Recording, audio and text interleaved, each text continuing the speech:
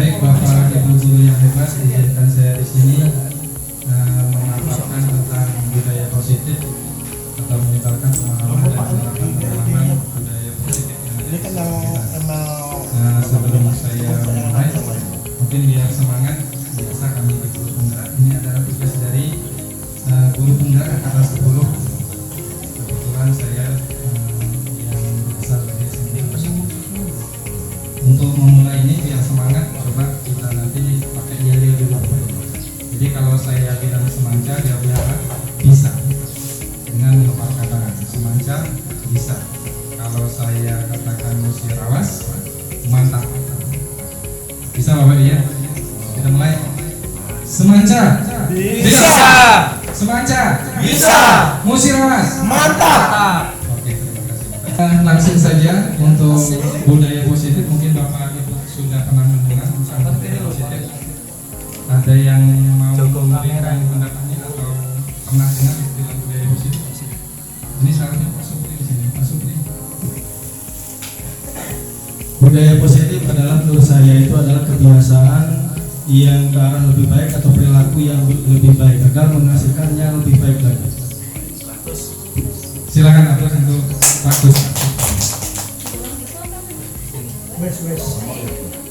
Yang keempat terdapat kalimat mencerdaskan kehidupan bangsa, merupakan tujuan dari pendidikan nasional yang menggambarkan cita-cita bangsa Indonesia untuk mendidik dan meratakan pendidikan ke seluruh penduduk Indonesia agar mencapai kehidupan berbangsa. Sementara tujuan pelaksanaan pendidikan di sekolah yaitu untuk membentuk siswa Indonesia menjadi generasi yang berpendidikan, cerdas, dan berkarakter. Untuk mewujudkan hal tersebut, dilaksanakan kegiatan pembelajaran di sekolah dan pembiasaan. Dan pembiasaan inilah yang disebut dengan positif. Lanjut, contoh daripada pembiasaan budaya positif. Adapun berikut ini merupakan tujuan budaya positif di sekolah yang bisa diterapkan, yaitu ini contoh saja. Masih banyak sebenarnya yang perlu dikembangkan. Pertama apa? Melaksanakan tata tertib di sekolah. Yang kedua, cinta, kebersihan dan lingkungan, kejujuran, religius, kepedulian, toleransi, nasionalis. Ini sesuai dengan dimensi profil pelajar Pancasila. Mungkin Bapak Ibu di sini ada yang sudah hafal dimensi profil pelajar Pancasila? Yang sudah IHT kemarin Pak Dian masih ingat dimensinya apa saja? Ya, boleh Pak Dian.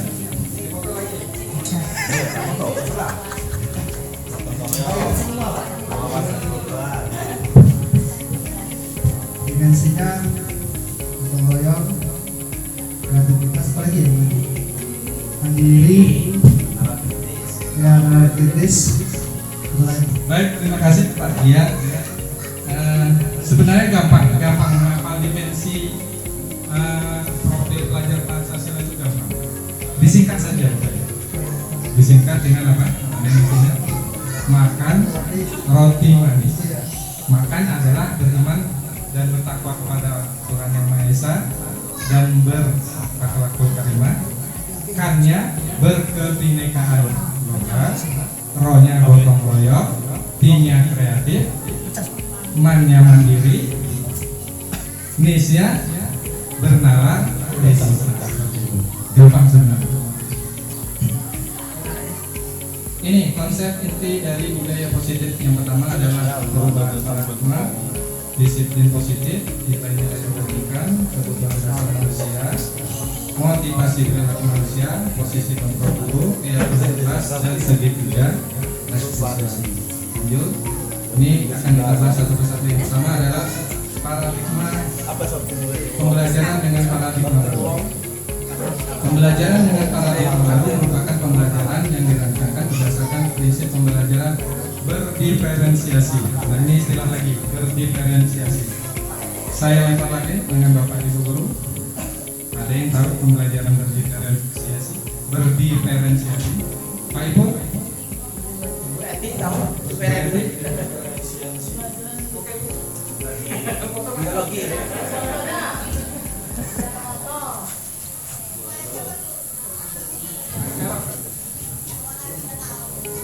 Pembelajaran berdiferensiasi itu pembelajaran berpihak. tersebut. Jadi kita itu menentukan pembelajaran itu sesuai dengan kesiapan belajar siswa. Kalau misalnya siswa ini dia cenderung suka dengan cara visual, ya kita menyediakan perangkat belajar untuk siswa. Kalau dia senang mendengarkan, dengan cara menonton video, dan yang senang menggambar seperti ini apa? Pak, kartun gitu ya. Kita belajar sesuai dengan kesiapan siswa. Dan sesuai kesiapan guru. Jadi berpihak pada siswa. Bisa jadi. Terima kasih, silakan aplikasi untuk edit. Ya, tadi sudah benar dikatakan tadi bahwa pembelajaran berdiferensiasi pada pelajaran yang berpihak kepada seutuhnya didefinisikan sesuai dengan kebutuhan murid. Mungkin kita lihat saja pengertiannya.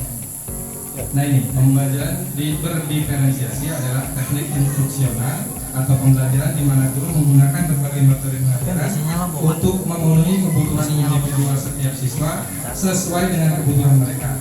Kebutuhan tersebut dapat berupa pengetahuan yang ada, gaya belajar, minat, dan pemahaman terhadap mata pelajaran. Ini sesuai dengan yang dijelaskan.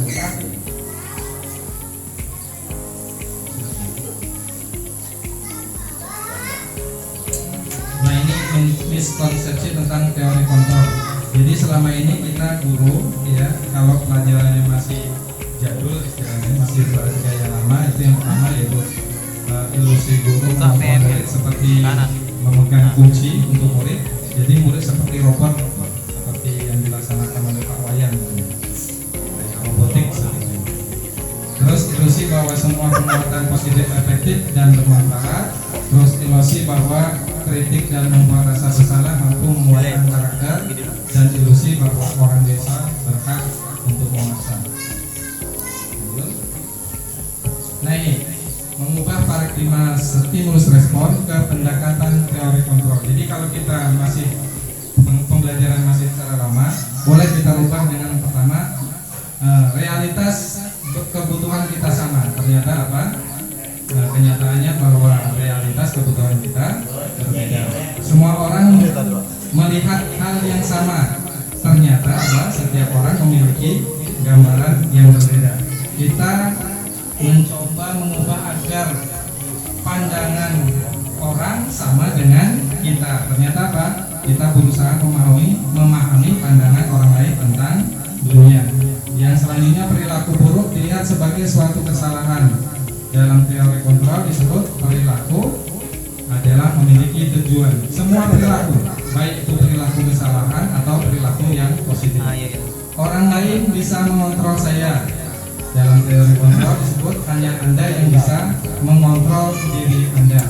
Saya bisa mengontrol orang lain. Ternyata di teori kontrol Anda tidak bisa mengontrol orang lain.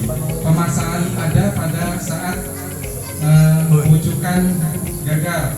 Ternyata dalam teori kontrol, kolaborasi dan konsensus menciptakan pilihan-pilihan baru. Yang terakhir, model berpikir menang kalah. Ternyata di teori kontrol, model berpikir menang dan menang. Ini maksudnya kita selama ini kalau maju, kalau bisa maju semua. Jangan cepat maju, cepat mundur. Tapi teorinya adalah ketika kita menang, semuanya harus menang, semuanya harus dilibatkan. Nah, kalau ini diterapkan di murid, saya yakin pembelajaran kita di kelas, saya yakin bisa nyaman dan menyenangkan. Lanjut. Disiplin positif. Ini yang kedua, tadi paradigma, sekarang yang disiplin positif. Disiplin artinya belajar. Disiplin mengacu pada disiplin dari yang memiliki tanggung jawab terhadap apa yang dilakukannya berdasarkan nilai-nilai yang diyakini. Sebagai pendidik, tujuan kita adalah menciptakan peserta didik yang memiliki disiplin diri sehingga mereka berperilaku mengacu kepada nilai-nilai kebajikan, universal dan memiliki motivasi intrinsik dalam perubahan perilaku ke arah yang lebih baik. Ini adalah teladan bagi setiap murid bahwa kita harus memulai untuk disiplin diri. Yang ketiga yaitu nilai-nilai kebajikan. Nilai yang disepakati bersama lepas dari suku, bangsa, agama, bahasa maupun latar belakangnya. Artinya nilai-nilai kebajikan ini hanya jangan dibatasi oleh agama saja, bangsa saja atau suku saja, tetapi kesepakatan kita semua, baik itu di sekolah, lingkungan guru, baik juga di lingkungan kelas. Karena saya yakin latar belakang siswa, latar belakang guru itu memiliki latar belakang yang sama. Jadi kita tidak memaksakan nilai kebajikan kita mungkin tidak sama atau tidak menjadi kebajikan bagi orang lain. Makanya hal itu harus kita sepakati. Lanjut. Yang keempat, kebutuhan dasar manusia. Jadi untuk menilai suatu kebajikan, maka kita harus mengetahui apa itu kebutuhan dasar manusia. Kebutuhan dasar manusia adalah segala sesuatu yang kita lakukan untuk mendapatkan apa yang kita inginkan. Seluruh tindakan yang kita lakukan memiliki tujuan tertentu, dan semua usaha terbaik yang kita lakukan adalah dalam rangka agar kebutuhan dasar kita terpenuhi dengan baik. Sebenarnya kalau misalnya ada kasus siswa nakal, itu tidak sepenuhnya akan menjadi nilai negatif. Kita pandang saja dulu, misalnya siswa ini mempunyai masalah apa, ada hal-hal yang positif dari sana. Jadi tidak semua kebutuhan dasar manusia itu berasal dari hal-hal negatif. Ternyata kalau kita telusuri benar-benar, ambil nilai positif walaupun itu dari kenakalan. Begitupun kalau misalnya siswa sudah menjadi siswa yang baik, maka tugas kita mengembangkan atau memberikan motivasi agar menjadi lebih baik. Nah, ini 5 kebutuhan dasar manusia. Yang pertama bertahan hidup, yang kedua kasih sayang dan rasa sayang diterima, yang ketiga penguasaan, yang keempat kebebasan, dan yang kelima kesenangan. Bertahan hidup hasilnya adalah makanan, pakaian, tempat tinggal, keamanan kesehatan, kasih sayang dan rasa yang diterima. Maksudnya adalah rasa diterima, dipedulikan, berbagi, kerjasama, menjadi bagian dalam kelompok. Seperti tadi siswa yang nakal, siapa tahu cuma minta perhatian. Terus yang ketiga penguasaan, daya harga diri, keinginan untuk dianggap, memimpin, berprestasi, diakui, didengar. Juga sama seperti siswa juga kadang cuma minta dipuji saja atau diberi apalah hadiah. Seperti itu dia sudah bangga, dia sudah mengakui harga diri. Kebebasan, nah ini yang penting. Siswa harus kita ajarkan untuk menjadi siswa yang mandiri, memiliki pilihan, mencoba hal baru, mampu mengendalikan arah dirinya. Nah ini yang berat bagi kita. Karena apa? Ketika siswa itu sudah mandiri, sudah mengetahui posisinya sendiri, maka sebenarnya aturan atau hal-hal yang kita buat untuk supaya anak itu misalnya menjadi rajin itu tidak perlu lagi. Bahkan mereka sudah sadar sendiri, tidak perlu pakai aturan-aturan. Yang terakhir, nah ini kesenangan. Tidak bisa dipungkiri bahwa setiap manusia butuh kesenangan, yaitu bisa bermain, humor, antusiasme, tertawa. Jadi sebisa mungkin Bapak Ibu mengajar itu menyenangkan, kalau bisa membuat anak itu menjadi tertawa. Bahkan lebih mantap lagi kalau anak berantusias. Makanya ajak mereka untuk bersenang-senang sebenarnya. Ya seperti game-game misalnya, itu lebih bagus. Lanjut. Yang kelima yaitu motivasi perilaku manusia. Yang pertama ada motivasi ekstrinsik atau motivasi yang dari luar, itu untuk menghindari ketidaknyamanan atau hukuman. Yang kedua untuk mendapatkan imbalan atau penghargaan dari orang lain. Jadi kalau misalnya anak masih tidak nyaman atau masih kalau dihukum menghindar lari-lari, atau anak inginnya cuma dapat imbalan, kalau nggak dapat imbalan atau penghargaan dia tidak mau belajar, itu masih menjadi motivasi ekstrinsik atau motivasi yang dari luar. Ternyata motivasi yang paling bagus itu adalah motivasi intrinsik, yaitu motivasi yang berada dari dalam siswa tersebut, yaitu apa? Untuk menjadi orang yang mereka inginkan dan menghargai diri sendiri dengan nilai-nilai yang mereka percaya. Nah ini puncak daripada siswa yang sukses, yaitu sudah menyadari walaupun tidak ada aturan, dia sadar betul bahwa dia ke sekolah ini ingin menjadi siswa yang sukses atau nantinya untuk hidup bahagia. Lanjut.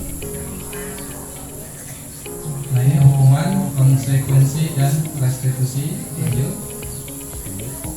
Ini 5 posisi kontrol seorang guru.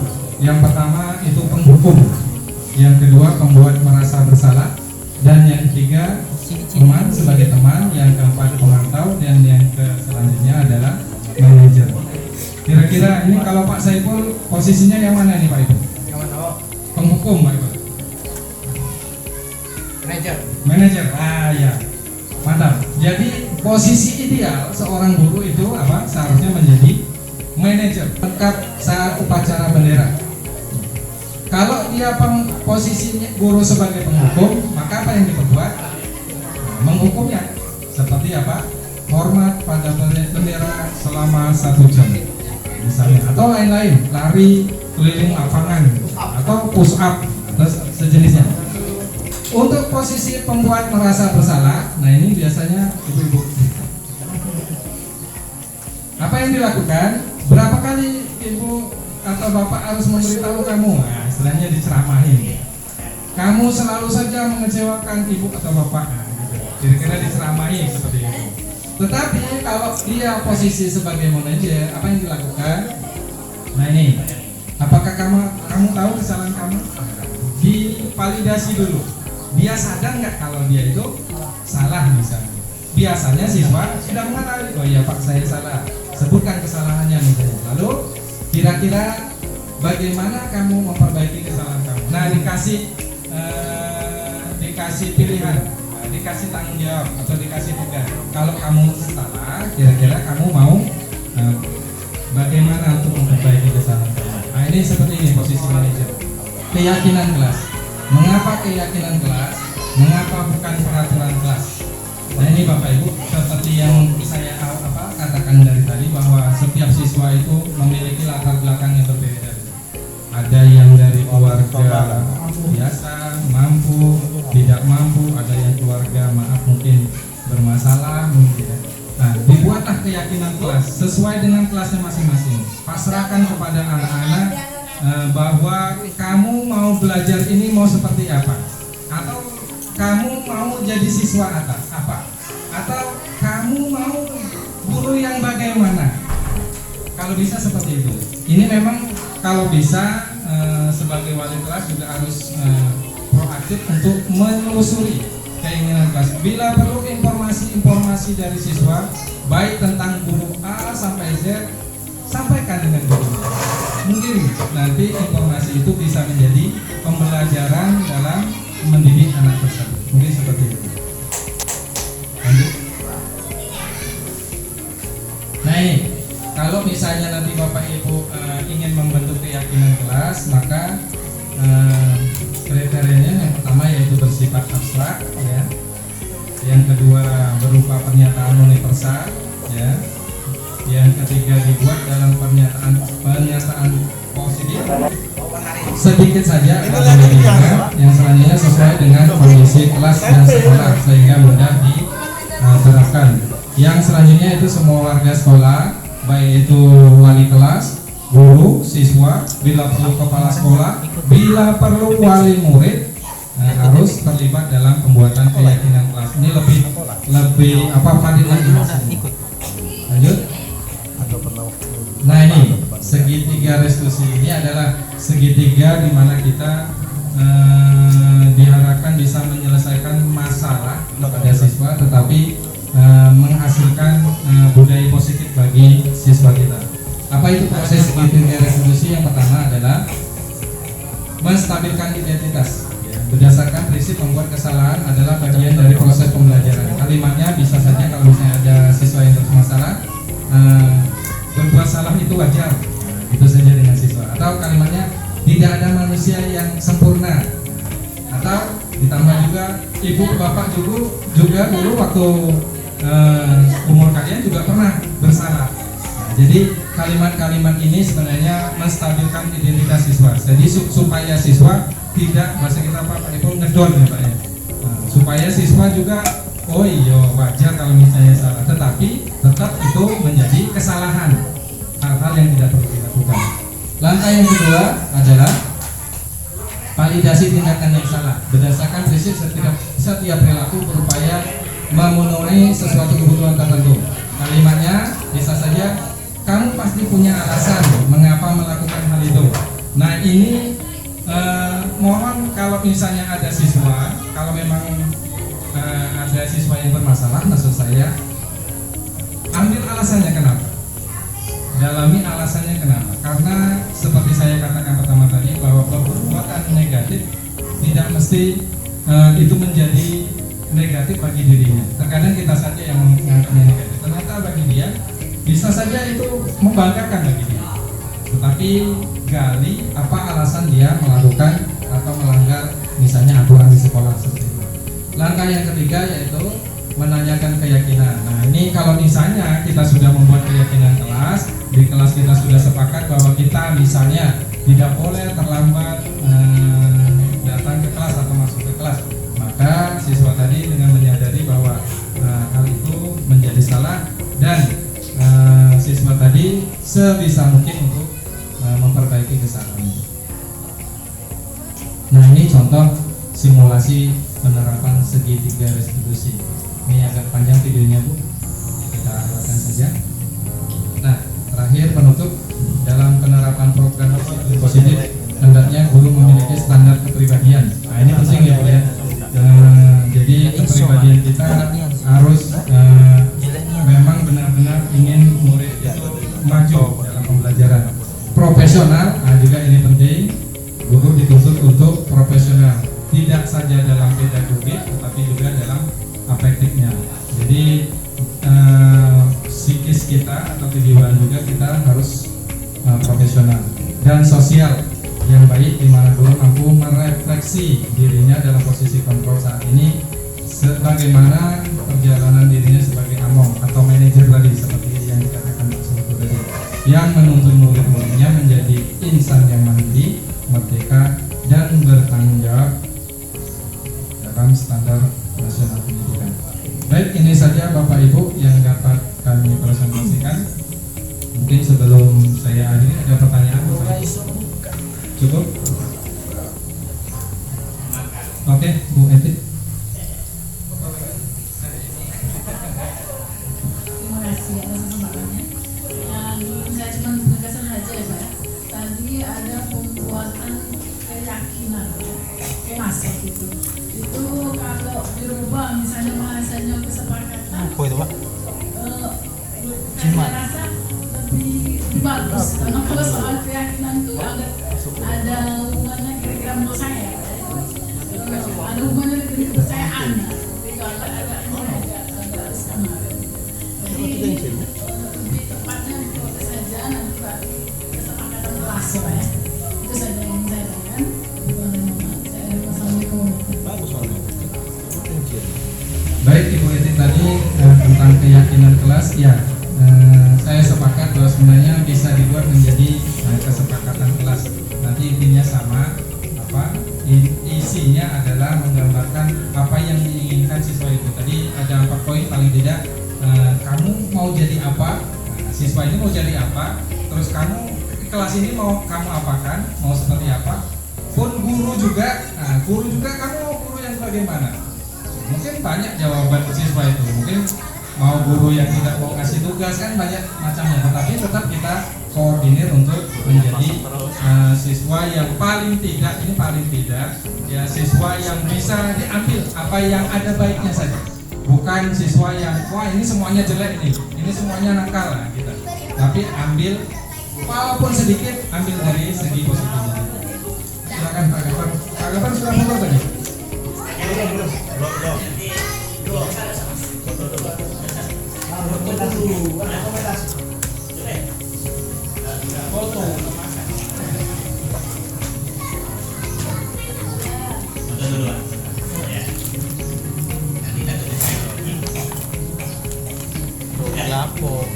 Baik, berkenaan masalah teori tadi sudah saya lihat di masalah ada tentang kebebasan tadi. Singgiri baik ini, enggak terlalu. kebebasan di mana kalau secara teoritis memang saya pikir sudah bagus gitu. Tapi secara real di lapangan yang kita rasakan beberapa minggu terakhir ini, beberapa bulan ini, ya kemarin siswa yang melihat motornya saat pamit balik motornya baru tutup ya pintunya, pagarnya tutup ya. ada di kantin. Ketika guru tidak ada diberikan tugas, siswa itu lari. Nah, ini solusi terbaik selaku guru yang profesional ini yang mengandung prinsip manajer tadi atau kamu, kira-kira yang sebaiknya bagaimana mengatur pola perilaku anak yang proaktif seperti ini. Ya, di kelas Siti misalnya ada di situ Raditya, yang di kelas Leti ada di situ namanya Leti. Siswa aktif semua, itu tidak bisa kita salahkan, gitu kan. Tetapi perilaku seperti itu, apa yang menurut Pak ini itu Pak balikan ke ini tadi awal Pak, dimana itu ada yang kebebasan kan?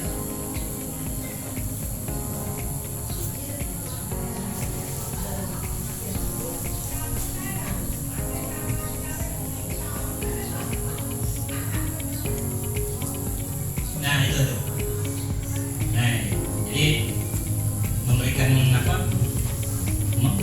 Mandiri, memiliki anak-anak memiliki pilihan, lalu mencoba hal-hal yang baru. Ini lepas kontrol Pak, saya pikir. Nah jadi mohon kiranya bisa memberikan pencerahan kepada kami, ya, untuk berhadapan dengan siswa yang memiliki perilaku seperti itu. Terima kasih Pak. Baik, terima kasih kepada Bapak Asyata mengenai kebebasan untuk siswa. Di sini dituliskan tentang kemandirian, memiliki pilihan, mencoba hal baru, mampu mengendalikan arah dirinya. Tadi kalau ditanya solusi, ini sebenarnya kerja kita bersama, terutama untuk informan atau informasi. Ini peran guru BK dan wali kelas menyelami tentang apa potensi yang ada pada siswa, apa latar belakangnya, apa masalahnya. Itu sebenarnya yang paling pas adalah guru BK, karena saya yakin mereka memiliki ilmu psikiater, ilmu psikologi, supaya apa yang informasi dari anak valid. Tapi kalau guru juga bisa, karena saya yakin semua guru di kuliah mempelajari psikologi anak kan Pak, juga bisa. Tetapi ini kembali kita ini satu kesatuan Pak, tidak bisa satu guru saja atau satu guru BK saja atau wali kelas saja, tetapi semua guru harus terlibat di sini. Tapi kalau misalnya ada solusi tadi, kalau sebenarnya tujuan pembelajaran kalau menurut Ki Hajar Dewantara itu adalah tujuan pembelajaran yang berpihak pada murid. Kita sebagai guru itu tidak bisa merubah kodrat yang sudah ada pada anak, baik itu kodrat alam ataupun kodrat zaman. Kodrat alam maksudnya bawaan dari rumah, ya, lingkungan di rumah, apa itu baik, apa itu buruk, semuanya di sana. Juga kodrat zaman. Nah ini yang tantangan kita. Sekarang kita zamannya apa? Masalah anak apa? Pasti kita tahu. Nah kita tidak bisa merubah itu Pak. Tetapi kata Ki Hajar Dewantara, tugas kita hanya menebalkan potensi yang ada pada anak itu. Potensi apa? Ya tentunya potensi yang positif. Supaya apa? Nilai negatif dari anak itu paling tidak meminimalisir. Potensi positifnya kita tebalkan. Apa dia? Terserah apa. Potensinya apa misalnya? Tadi seperti apa dicontohkan? Siapa tadi? Rajin. Nah, apa dia? Misalnya kita nggak tahu potensinya apa. Nah makanya ini informasi dari paling tidak. Ya. Termasuk misalnya kemarin ada anak itu tidur di kelas Pak. Tidur di kelas. Kenapa kamu tidur? Saya kerja Pak di rumah. Kerja. Kenapa kerja? Ya Pak untuk uang jajan. Sebenarnya tidurnya negatif, tetapi kerjanya positif. Kita kasih arahan saja. Jadi tidak bisa merubah. Kita prinsipnya tidak bisa merubah kodrat anak, tetapi kita hanya menabalkan laku anak itu ke arah yang positif. Tidak dikit, tidak banyak, dikit jadi nanti. Jadi kalau kata siapa ya? Ustadz siapa itu? Kiai Haji Maimun Zubair. Ya, nggak usah Ora ngajari sesokongan anak itu jadi Jerman pinter, ya. ya, nah, gitu. Tetapi yang diperhatikan di sini adalah nilai karakter sebenarnya.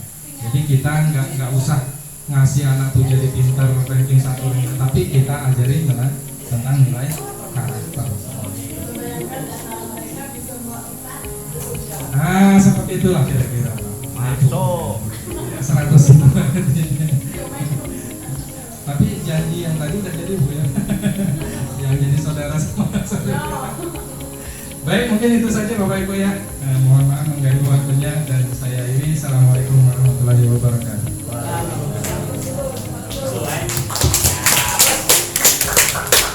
Assalamualaikum warahmatullahi wabarakatuh. Saya Siti Aminah, guru mata pelajaran geografi.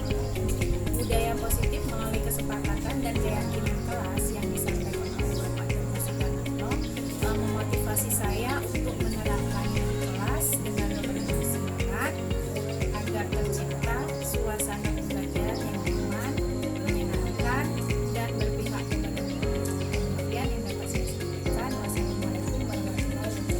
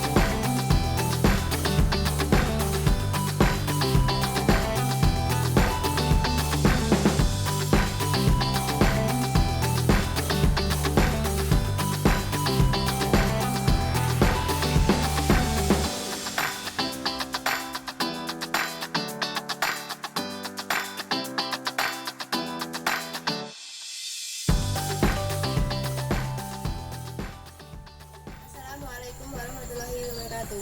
Nama saya Intan Rani, kelas 11 IPS 2.